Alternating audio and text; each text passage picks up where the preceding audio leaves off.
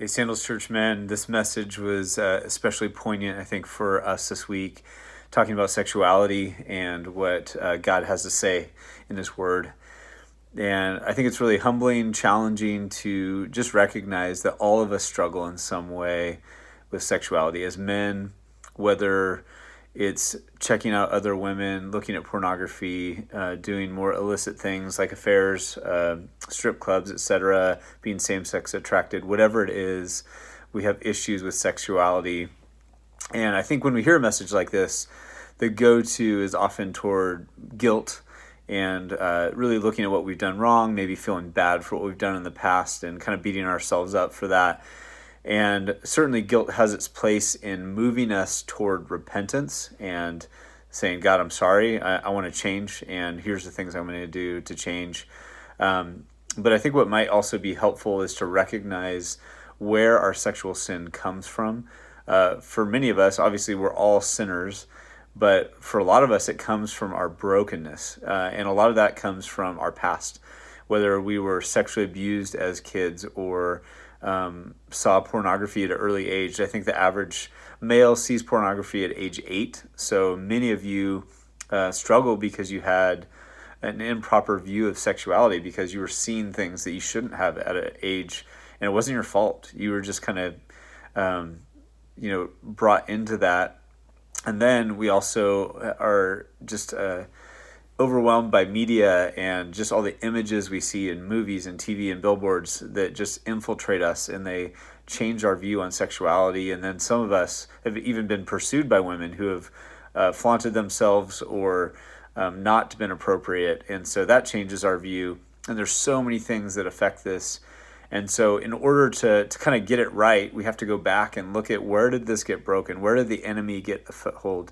Where did we kind of lose our way with sexuality and allow God to reshape and reform us and just speak truth to us about who we are as men and how we're to view women and how God is the only one that we should be worshiping, not the female figure or opportunities for sex.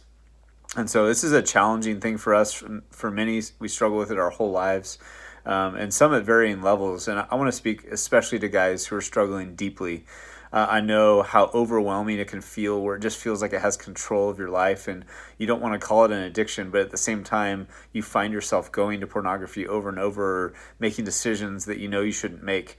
And it's important to recognize just how much of a hold it actually has on you. We have incredible groups called our men's sexual freedom groups, and their whole purpose is to help restore you into full relationship with Jesus and break the habits of sexual sin in your life.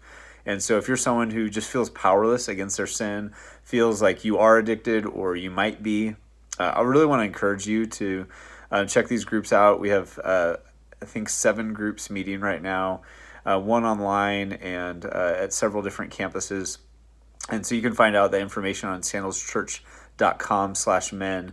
But they're incredible groups with amazing guys who are very gospel-centered and really looking at how does God want to restore you with the truth of who He is, how He's made you, breaking the lies and the footholds of the enemy. And there's guys who walked through it before. There are people who have walked through the pain and were miserable enough to want to change and allow God to transform their lives. And I want to encourage you to not be bound in slavery, to not be chained, because Jesus wants to free you. He wants you to have an abundant life, an amazing marriage, amazing sex life. And those things are possible, but we have to allow God to do the hard work. And so I want to challenge you to do that. Feel free to reach out if you're not comfortable going to the website for whatever reason. And I can help you get connected. But we just want to encourage you, keep fighting the good fight, because it feels so defeating. We're so surrounded by it that we just want to give up sometimes. And I want to encourage you to not do that, because it's just the beginning of a pathway of destruction. And God has an abundant life for us that is found in obedience to Him. And so when we obey Him, life is actually better. And it's opposite of what the world's telling us to do. So I want to encourage you to fight the good fight. I know that, man, I struggled with a lot of habitual masturbation as a younger man, and just with my eyes over the years. And I've been learning to figure out why I'm reaching out when I'm stressed or anxious. and being aware so I can go to God before I get tempted, and allow myself to live abundantly in my marriage and have eyes for my wife and be satisfied by her. And so I want to encourage you to do the same. It's possible for everybody, no matter how far you've gone, no matter how messed up you feel. And so I just want to encourage you to stick with it, to reach out, to get connected to other guys who can pray with you, encourage you, and walk with you through these challenges. So love you guys, praying for you. Have a blessed week.